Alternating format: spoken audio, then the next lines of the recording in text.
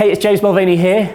In this video, I want to teach you 3 steps to get your podcast shit together. Now, what do I mean by this? When you first start a podcast, there's lots and lots of stuff to consider. You know, booking guests, how to schedule them, production time, how you're editing, and if you're trying to produce a whole series, and all of this can become quite overwhelming. And what I wanted to do is show you how we handle this on a commercial scale to ensure that everything gets done in a very organized and timely fashion. So here are my 3 top tips for getting your podcast shit together. Let's go for it. So step 1 is use a project management tool. We recommend using something like Trello.com.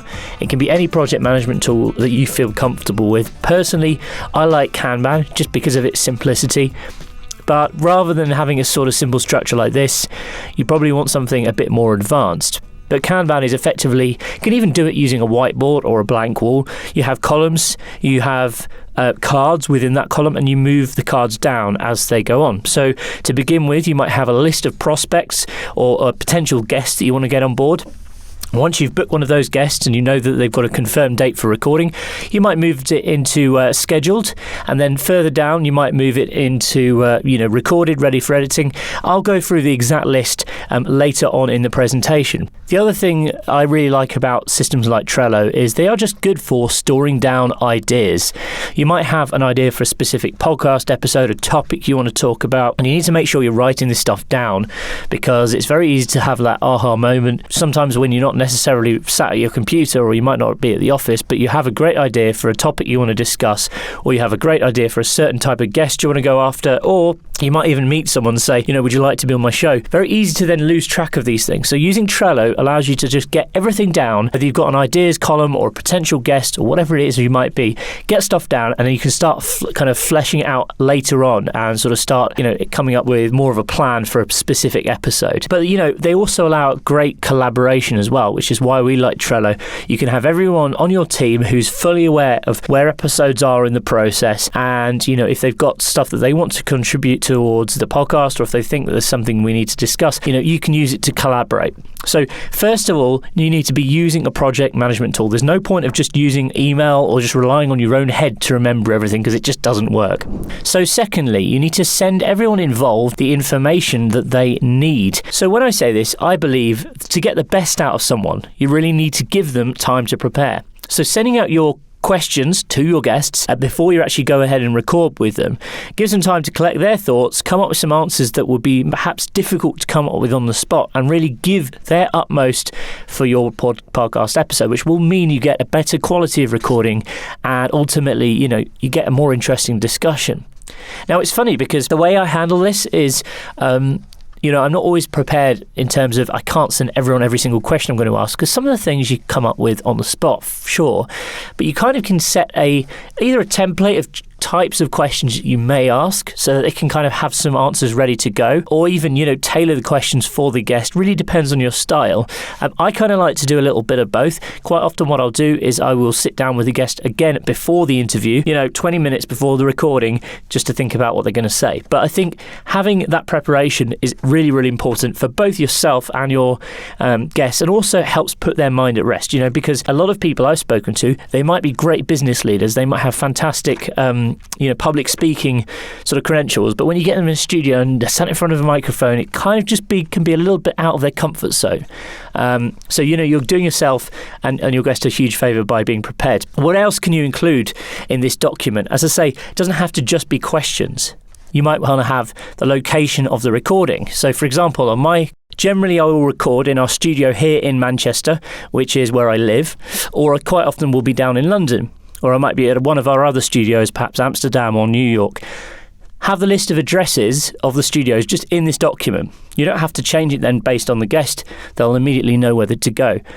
How about your contact information? If they can't find the studio, or they can't find your office, or whatever it is you might be recording at, make sure you've got your contact information, maybe your cell phone number, your email, all there and ready so they can easily access it if they need to.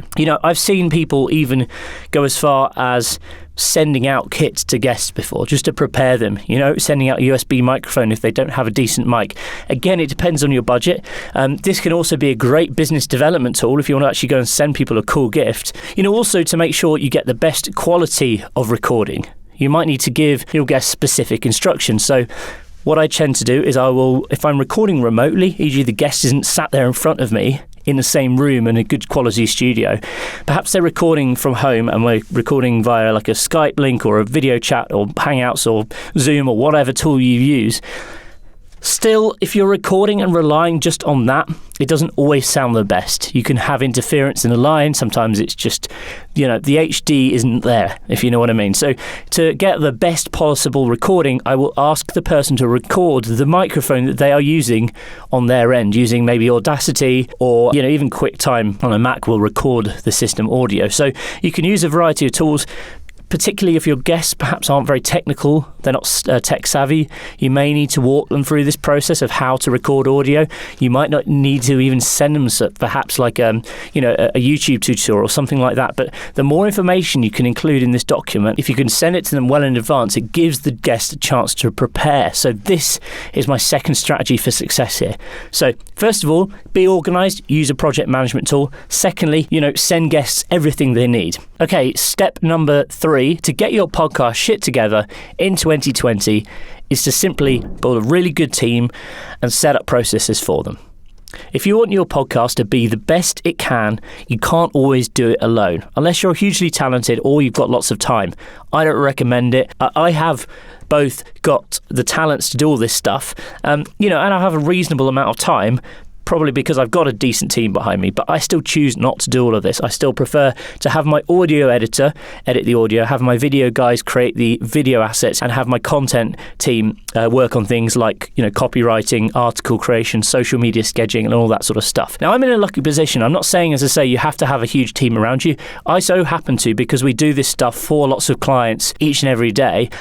However, you can go out and find freelancers on the internet who will do this stuff pretty cheaply, quite often offshore. So, for example, you go out and find someone who can do transcription. You can rely on the AI transcription, basically converting audio to text. It's not always perfect, so you'll need someone to go in and edit it.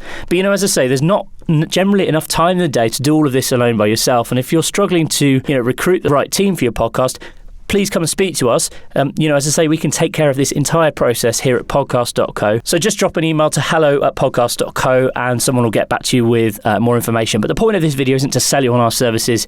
As I say, we can help you with all of that. But really, the point of this video is to explain how we do this, on a commercial scale for lots and lots of clients, and also get really good quality results every time. So you need to make sure you have processes in place. How is your podcast going to flow? And this goes back to point number 1 about being organized, using project management. You'll see a list of things in front of you. So it kind of goes from sort of prospecting or finding relevant guests, outreach. You might want someone to be sending out emails, contacting people, through to, scheduling booking time in studios. Again, we've got studios here in Manchester, in New York, Amsterdam, etc. that we use. But organizing all this stuff and booking time in and making sure you're super organized about everything is really important to get the best results. You don't want to be messing guests around. You don't want to be messing your own diary up, your own schedule up. So make sure you're organised there. And then through to things like editing, taking care of the actual edit, making sure it sounds as sweet as it can, creating assets around it, writing articles, transcription, social media quotes. All of this stuff is required to launch a successful podcast. And if you're not doing all of this stuff, you're not going to get the best results that you possibly can. It's as simple as that. You can't just record a half an hour podcast, upload it to iTunes and Spotify and hope for the best, because it doesn't quite work like that just yet anyway. You need to make sure you've got a strategy in place to promote and drive as much traffic as you can to get the best results from what you're recording. You're spreading it as far as you can, and overall, you're going to win at marketing there. And especially if you're using podcasting as a tool to drive sales to your business or build better bonds with your customers or your staff or whatever it might be, making sure all of this is taken care of is crucial. So, if you had to just choose one thing, I'd basically say go and find a good audio editor, someone who can take the editing process away from you. Secondly, maybe try and find someone who can handle the marketing assets. But, it's totally up to you how you can handle that, or you can go to a company like Podcast.co and we can do all of this for you. So, finally, just to make sure your podcast is on point, the main point to address here is go out and find people who are also passionate about delivering the same kind of results. There are so many people now who are professionals in the area of podcasting that there weren't, say, 5 years ago, whether that be producers audio editors, videographers, anyone who really can handle that process.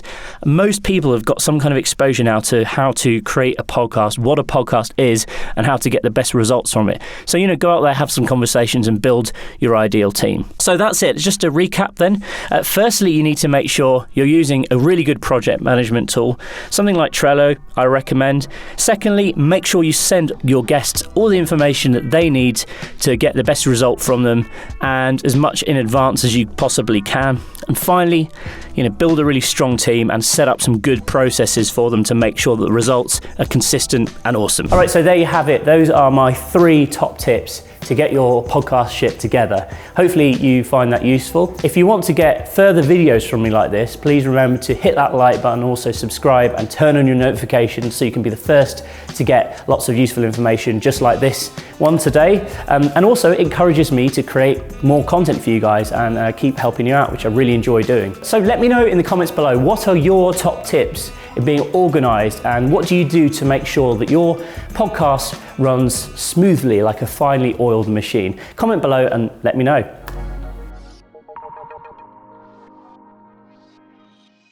Hey, before you go anywhere, I have a quick question for you. Do you have a podcast? And if you do you want to book more interesting, high-profile guests on your show?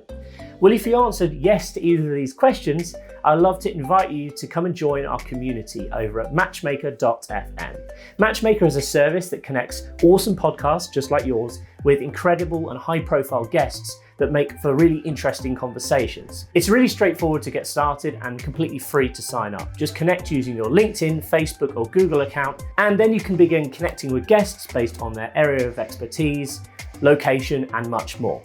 If you haven't checked it out already, go to matchmaker.fm, get started. It's just like Tinder, but for podcasters.